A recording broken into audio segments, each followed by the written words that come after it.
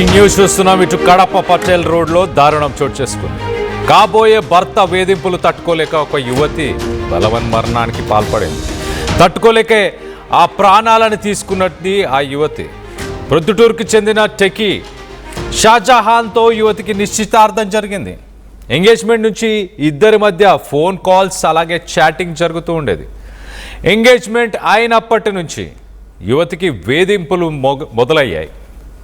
నాకు girl friends ఉన్నారు, నువ్వంటే ఇష్టం లేదని, నిన్ను చూస్తే నాకు ఫీలింగ్స్ రావట్లేదంటూ ఆ యువతితో షాజహాన్ చాటింగ్ చేసేవాడు. మొదట్లో జోక్ చేస్తున్నాడంటూ పట్టించుకోలేదు ఆ యువతి. కానీ పదే పదే అనడంతో మనస్తాపానికి గురై ఆ యువతి మృతి చెందింది. ఇంట్లో పోలీసులకు దొరికిన 12 పేజీల చివరి లేఖ. ప్రస్తుతానికి పోలీసులు కేసు నమోదు చేసుకొని దర్యాప్తు చేస్తున్నారు. ఇటు షాజహాన్ అలాగే ఆ మహిళకి సంబంధించిన ఫొటోస్ని మనం చూడొచ్చు. ఇటు ఎంతో హ్యాపీగా ఎంగేజ్మెంట్లో హ్యాపీగా ఉన్నట్టు కనిపిస్తుంది. ఎంతో అందంగా కూడా ఉంది ఆ అమ్మాయి. మరి షాజహాన్ తనని ఎందుకు అంతగా వేధించాడు, ఏ విషయం గురించి? అంతగా ఇష్టం లేకపోతే ఎంగేజ్మెంట్ చేసుకోవాల్సిన అవసరమే ఉంది. చేసుకున్న తర్వాత అంతగా ఇబ్బంది పెట్టాల్సిన అవసరమే ఉంది. 12 పేజీల్లో ఆ అమ్మాయి మరి ఏం విషయాలు బయటకి వెలుగులోకి తీసుకురావాలని ప్రయత్నం చేసింది చనిపోయే ముందు? దీనికి సంబంధించి మరింత డీటెయిల్గా మాట్లాడుకునే ప్రయత్నం చేద్దాం. మా ప్రతినిధి కిషోర్ అందుబాటులో ఉన్నారు. కిషోర్తో మాట్లాడి తెలుసుకునే ప్రయత్నం చేద్దాం. కిషోర్, ఇక్కడ ఆ కపుల్ని చూస్తే చాలా బ్యూటిఫుల్గా, ఆ అమ్మాయి చాలా అందంగా ఉంది. అంత మంచిగా ఉన్న అమ్మాయిని ఎందుకు అంతగా టార్చర్ చేశాడు షాజహాన్? 12 పేజీల లేఖలో ఇటు ఆ యువతి ఏం చెప్పుకొచ్చే ప్రయత్నం చేసింది? కళ్యాణ్, కాబోయే భర్త వేధింపులు తాళలేక ఓ యువతి ఆత్మహత్య చేసుకున్నటువంటి ఘటన కడప నగరంలోని పటేల్ రోడ్లో చేస్తుంది. నాకు గర్ల్ ఫ్రెండ్స్ ఉన్నారు, నువ్వంటే ఇష్టం లేదంటూ కూడా ఒక రకంగా వేధింపులకు గురి చేయడంతో తీవ్ర మనస్తాపానికి లోనైనటువంటి రెహనా తన ఇంట్లో ఉన్నటువంటి ఫ్యాన్ గురేసుకుని ఆత్మహత్య చేసింది.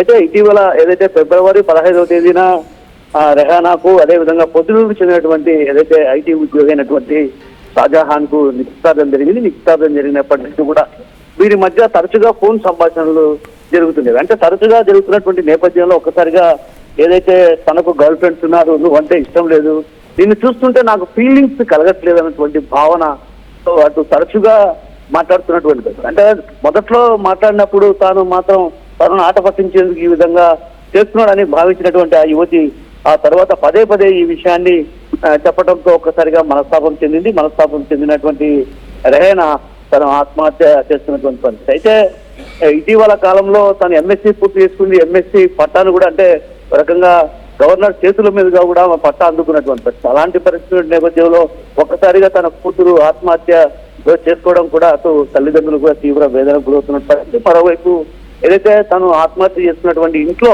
దాదాపు 12 పేజీల సూసైడ్ నోటు కూడా పోలీసులు ఇప్పటికే స్వాధీనం చేస్తున్నట్టు తెలుస్తుంది.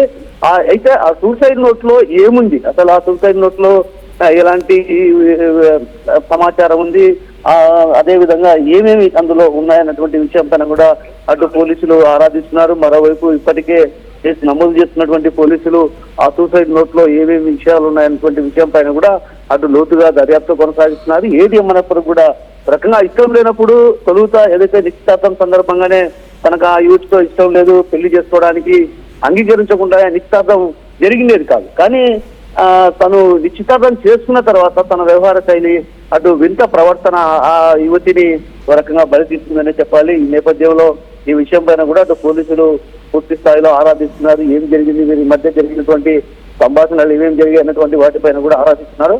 అదేవిధంగా వారి మధ్య జరిగినటువంటి చాటింగ్ సంభాషణ ఏదైతే ఉందో దాన్ని కూడా వెలికి తీసి ఆ తర్వాత దీనిపైన ఒక తీవ్రంగా అటు ఏదైతే చర్యలు తీసుకున్నటువంటి అవకాశాలు స్పష్టంగా కల్పిస్తున్నాయి కదా. అయితే కిషోర్, ఇటు ఆ మహిళకు సంబంధించిన తల్లిదండ్రులు కానీ కుటుంబ సభ్యులు కానీ వాళ్ళు ఏం చెప్పుకొస్తున్నారు?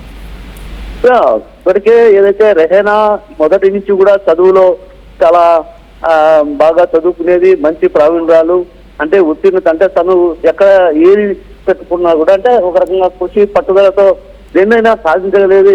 కాబట్టి ఒక రకంగా ధైర్యంతో ఉండేది. అంటే ధైర్యంగా ఉండేటువంటి నా బిడ్డ ఒక్క రకంగా తను వేధింపులు ఏదైతే తరచుగా ఈ విధంగా వేధించడం వల్ల నా కూతురు ఆత్మహత్య చేస్తుంది. అయితే ఈ విషయంలో షాజహాన్ది తప్పు ఉంది కాబట్టి ఖచ్చితంగా షాజహాన్ కఠినంగా శిక్షించాలి. ఎందుకంటే నిశ్చితార్థం అయిన తర్వాత ఏదైతే నిశ్చితార్థానికి ముందు తన కూతురుతో ఇష్టం లేదన్నటువంటి విషయాన్ని చెప్పింటే ఈ నిశ్చితార్థం కూడా చేసుకునే వాళ్ళం కాదు అని నిశ్చితార్థం చేసుకున్న తర్వాత ఫోన్ లో వీళ్ళిద్దరు మాట్లాడుకుంటున్నటువంటి నేపథ్యంలో అటు చాటింగ్ లో కూడా ఇంటే ఇష్టం లేదన్నటువంటి విషయం, అదేవిధంగా ఫీలింగ్స్ రావడం లేదు అంటే ఒక రకంగా ఏదైనా సాధారణ మహిళలు ఎవరైనా కొంత మనస్తాపం చెప్తారు. ఎక్కడైనా సరే మహిళలు ఎవరైనా సరే కొంత వాళ్ళు తీవ్ర వేదనకు గురయ్యేటువంటి పరిస్థితి కనిపిస్తుంది. కాబట్టి నా బిడ్డ వేదనకు గురై ఈ విధంగా ఆత్మహత్య చేస్తుంది కాబట్టి దీనికి కారణంగా కూడా షాజహాన్ కాబట్టి షాజహాన్ పై చర్యలు తీసుకోవాలంటూ కూడా అటు పోలీసులను డిమాండ్ చేసినటువంటి పరిస్థితి. అయితే ఈ విషయం పైన ఇప్పటికే పోలీసులు కూడా అటు ఏదైతే చాటింగ్ వ్యవహారాలు కావచ్చు, అదేవిధంగా లభించినటువంటి సూసైడ్ నోట్ను ఆధారంగా చేసుకొని షాజహాన్ ని కూడా 1-2 రోజుల్లో అరెస్ట్ చేసే అవకాశాలు కూడా స్పష్టంగా కనిపిస్తున్నాయి.